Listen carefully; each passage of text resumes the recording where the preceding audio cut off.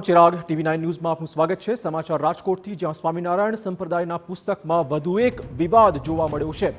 સ્વામિનારાયણ સંપ્રદાયના પુસ્તકમાં લખાણથી સર્જાયો છે વિવાદ। નીલકંઠ ચરિત્ર પુસ્તકમાં ભગવાન શિવ અને પાર્વતીનું અપમાન કરાયું છે।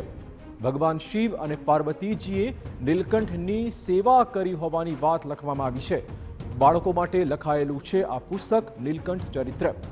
પુસ્તકનું લખાણ વાયરલ થતાં વધુ એક વિવાદનો મધપૂડો છંછેડાયો છે। આ અપમાનના કારણે બ્રહ્મ સમાજમાં ભારોભાર રોષનો માહોલ છે। આ પુસ્તકના લખાણને કારણે બ્રહ્મ સમાજમાં રોષનો માહોલ। બ્રહ્મ સમાજ આગેવાને કહ્યું છે કે સ્વામિનારાયણ સંપ્રદાય પોતાના પાપ છુપાવવા માટે આવા બફાટ કરીને લોકોને ગેરમાર્ગે દોરે છે, પરંતુ હવે આ સાંખી નહીં લેવાય। આ પ્રકારના વિડીયો વાયરલ કરનારા સંતોને બરાબરનો પાઠ ભણાવાશે તેવી ચીમકી પણ તેમણે ઉચ્ચારી છે। જ્યારે જ્યારે આ લોકો કોઈ કાંડમાં પકડાય છે, હમણાં જ એમનું એક સ્વામીનું સૃષ્ટિ વિરુદ્ધનું કૃત્યનો વિડીયો વાયરલ થયો।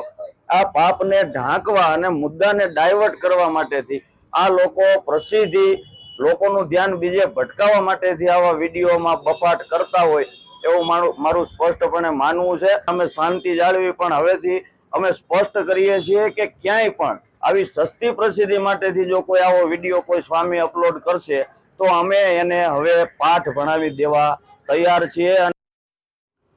આ વિવાદમાં કોંગ્રેસના નેતા ઇન્દ્રનીલ રાજ્યગુરુએ પણ ઝંપલાવ્યું છે। તેમણે કહ્યું કે નીલકંઠ ચરિત્ર પુસ્તક BAPS સ્વામિનારાયણ સંપ્રદાય દ્વારા લખવામાં આવ્યું છે।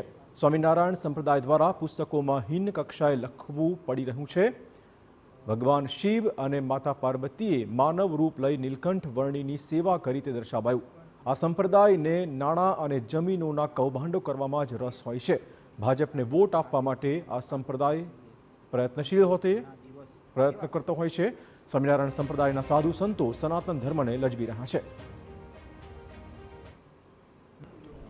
એને મન ફાવે એમ વર્તે છે અને સરકારની, ભાજપની મીઠી નજર તળે સનાતન ધર્મનું અપમાન કરતા રહે છે।